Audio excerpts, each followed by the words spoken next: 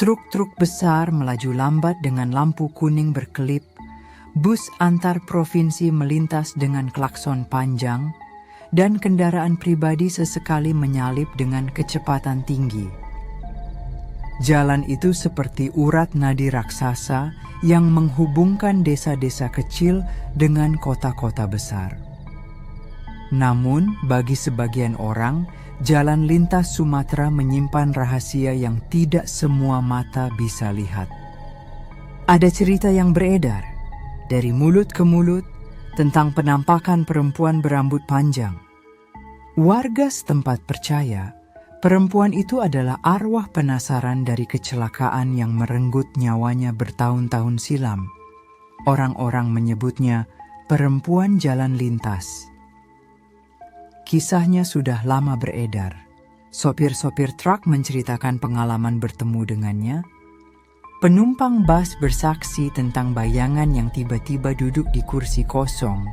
Bahkan warga desa terdekat mengaku sering mendengar tangisan di malam hari.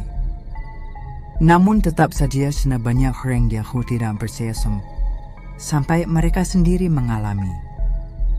Malam itu, seorang pemuda bernama Rian menempuh perjalanan dari Pekanbaru menuju Jambi. Usianya sekitar 28 tahun, bekerja sebagai sales yang sering berpindah kota. Mobil Avanza putih miliknya melaju dengan kecepatan sedang, ditemani musik dari radio yang sesekali terdengar statis karena sinyal terganggu. Rian terbiasa menempuh perjalanan malam. Baginya, malam justru lebih nyaman, jalan lebih sepi, udara lebih dingin, dan waktu tempuh lebih singkat. Namun malam itu, entah mengapa, udara terasa berbeda. Kabut tipis mulai turun, menyelimuti jalan beraspal yang dikelilingi hutan karet dan pohon besar.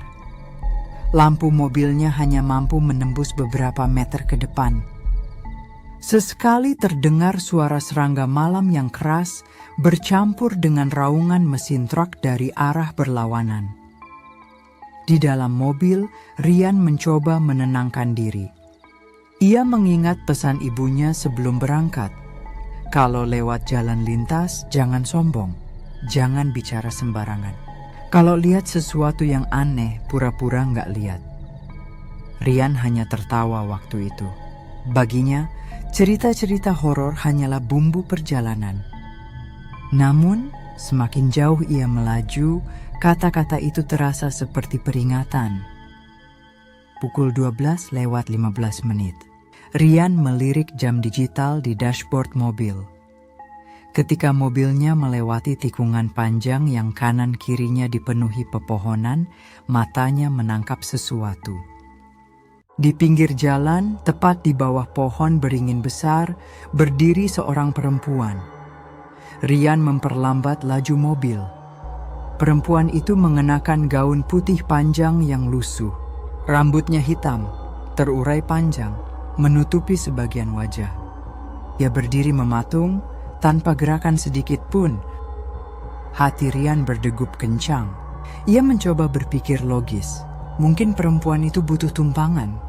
Mungkin ada masalah, tapi siapa yang berdiri sendirian di jalan lintas yang gelap dan sepi tengah malam begini? Rian menelan ludah, memutuskan untuk menatap lurus ke depan. Mobilnya terus melaju, meninggalkan perempuan itu di belakang. Namun, baru beberapa ratus meter, bulu kuduknya berdiri. Dari kaca spion, ia melihat perempuan itu sudah tidak ada. Sekitar 10 menit kemudian, udara di dalam mobil mendadak dingin. AC memang menyala, tapi kali ini terasa menusuk tulang. Rian mengusap kedua lengannya, mencoba menghangatkan diri. Lalu, dari kaca spion dalam, ia melihat sesuatu. Ada sosok perempuan duduk di kursi belakang, gaun putih, rambut panjang terurai, wajahnya tertunduk. Rian tercekat, tangannya gemetar di atas setir.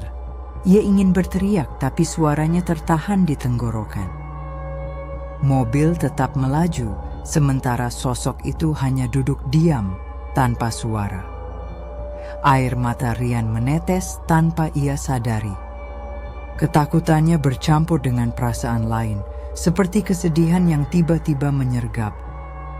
Dari balik tubuh dingin itu, ia merasakan aura duka yang dalam.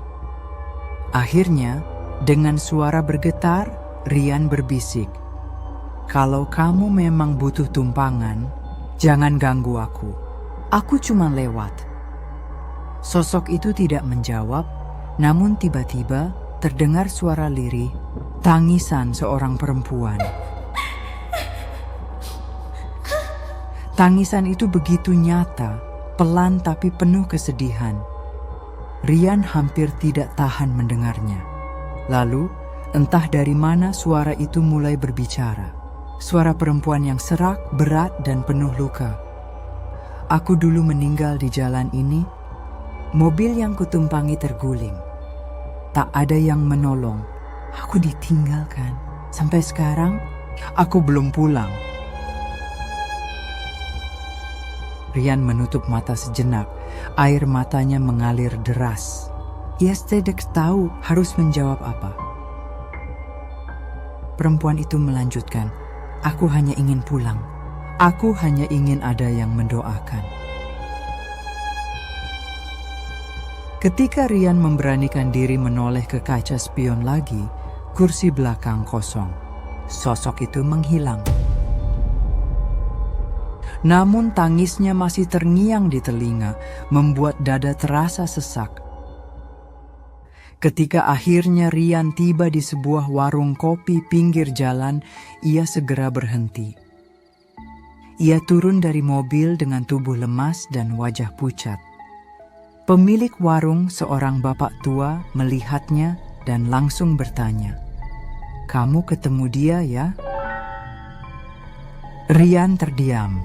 Bapak itu lalu bercerita, bertahun-tahun lalu seorang perempuan muda tewas di jalan lintas itu karena kecelakaan mobil. Ia sendirian, tubuhnya terjepit, dan tak ada yang menolong hingga ajal menjemput. Sejak saat itu, banyak sopir mengaku melihat sosoknya menumpang di kendaraan. "Dia bukan mau menakuti, dia cuma belum pulang," kata si bapak dengan suara lirih. Rian menunduk, tangisnya pecah. Ia ingat ibunya yang selalu berpesan untuk mendoakan arwah siapapun yang ditemuinya. Malam itu, di depan warung sederhana, Rian membaca doa dengan suara bergetar. Entah mengapa, setelah doa itu selesai, hatinya terasa lega. Udara malam tidak lagi dingin menusuk, dan perjalanan setelahnya terasa lebih ringan. Namun, kisah itu tidak pernah ia lupakan. Sampai bertahun-tahun kemudian, setiap kali melewati jalan lintas Sumatera, Rian selalu menyalakan doa dalam hati. Bukan hanya untuk perempuan itu, tapi untuk semua arwah yang mungkin masih tersesat di jalan panjang itu. Cerita Rian menyebar di kalangan teman-temannya.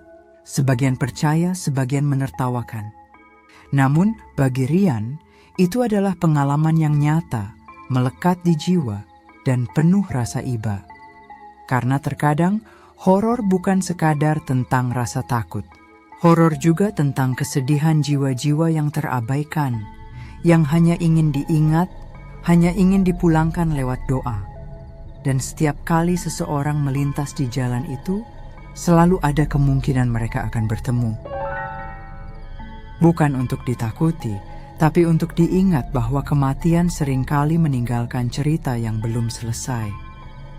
Perempuan berambut panjang di jalan lintas Sumatera masih ada. Dan mungkin ia hanya meninggi seseorang untuk peduli.